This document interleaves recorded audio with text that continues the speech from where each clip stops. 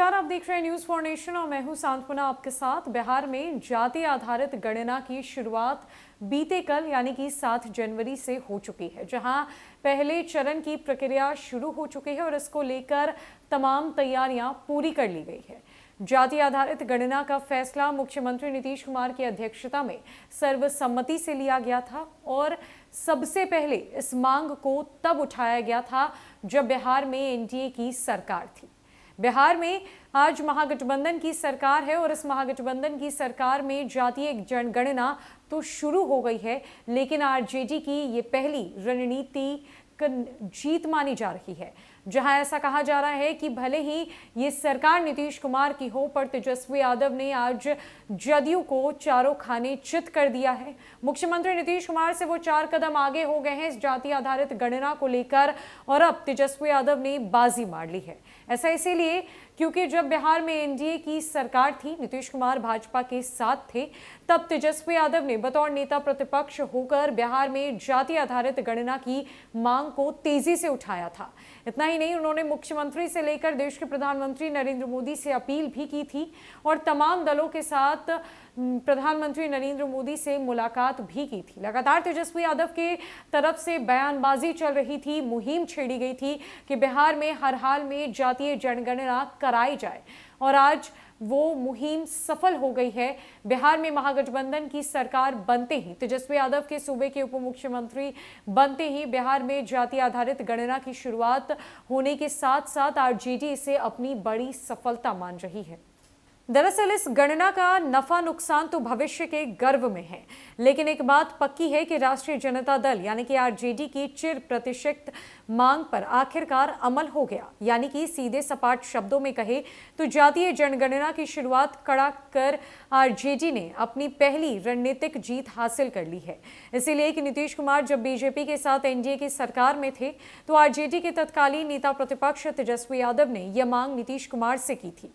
नीतीश कुमार ने उसके बाद एक सर्वदलीय प्रतिनिधिमंडल पीएम नरेंद्र मोदी के पास भेजा था। बीजेपी के नेता भले ही जातीय जनगणना की प्रासंगिकता पर सवाल खड़े कर रहे हो, लेकिन उस वक्त दिल्ली पीएम से मिलने गए सर्वदलीय प्रतिनिधि मंडल में भाजपा के सदस्य भी शामिल थे। बाद में तेजस्वी यादव ने कोरोना काल की समाप्ति पर नीतीश कुमार से मुलाकात की और जातीय जनगणना की मांग की। इसे इस रूप में भी देख सकते हैं कि नीतीश कुमार अगर बीजेपी का साथ छोड़ आरजेडी के नेतृत्व वाले महागठबंधन के साथ आए तो उसमें जातीय जनगणना को लेकर तेजस्वी यादव की सीएम से अकेले में हुई मुलाकात ही सबसे बड़ी आधार बनी। गौरतलब है कि केंद्र सरकार ने जातीय जनगणना का प्रस्ताव तकनीकी कारणों का हवाला देकर ठुकरा दिया था। केंद्र ने सुप्रीम कोर्ट में हलफनामा देकर कहा था कि जाति आधारित विभिन्न तरह के ब्यौरे जुटाने के लिए जनसंख्या जनगणना उपयुक्त साधन नहीं है। इसीलिए जनगणना के माध्यम से जाति आधारित जनगणना कराना संभव नहीं है। केंद्रीय सामाजिक न्याय और अधिकारिता मंत्रालय में सुप्रीम कोर्ट के समक्ष दायर एक हलफनामे में कहा था कि आगामी जनगणना में पिछड़े वर्ग के नागरिकों यानी कि बीसीसी के बारे में जानकारी एकत्र करना संभव नहीं है। ओबीसी बीबीसी की गणना को हमेशा प्रशासनिक रूप में जटिल प्रक्रिया माना गया है। पिछले वर्ग की पहचान का स्टैंडर्ड सुनिश्चित करने में व्यावहारिक कठिनाइयां हैं।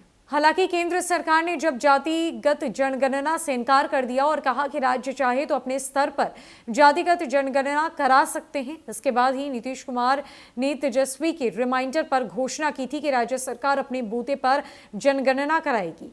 फिर इसका ड्राफ्ट तैयार हुआ और राज्य कैबिनेट से पारित होने पर 7 जनवरी 2023 से जातिगत जनगणना कराने की घोषणा हुई थी।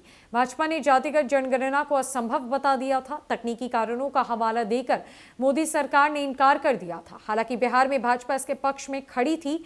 माना यह जाता है कि केंद्र की भाजपा नीति सरकार के ना के बावजूद राज्य में भाजपा इसके पक्ष में इसीलिए राजी हुई थी कि उसे भय था कि इसी मुद्दे पर नीतीश का झुकाव आरजेडी की ओर हो सकता है। इसीलिए जाति आधारित गणना का मुद्दा आरजेडी नेता तेजस्वी यादव ने उठाया था। उनकी हाँ में हाँ मिलाते हुए नीतीश इसके लिए भी राजी हो गए थे। बिहार में जातीय जनगणना की शुरुआत हो चुकी है, जहां तमाम अधिकारियों, पदाधिकारियों और विभिन्न कर्मियों को इस गणना के लिए लगा दिया गया है। पहले चरण की प्रक्रिया 7 जनवरी से शुरू हो चुकी है, जिसको लेकर पूरे राज्य भर में चहलकदमी है।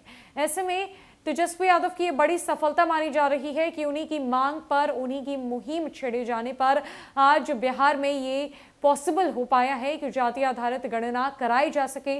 जेडी इसे अपनी एक बड़ी सफलता मान रही है। हालांकि इस जाति आधारित गणना का भविष्य क्या होगा वो किसी को पता नहीं है। वो कुछ महीनों के बाद सामने आएगा, जिसके बाद बिहार की राजनीति का रुख एक बार फिर बदल सकता है। फिलहाल के लिए इस खबर में इतना ही। नमस्कार।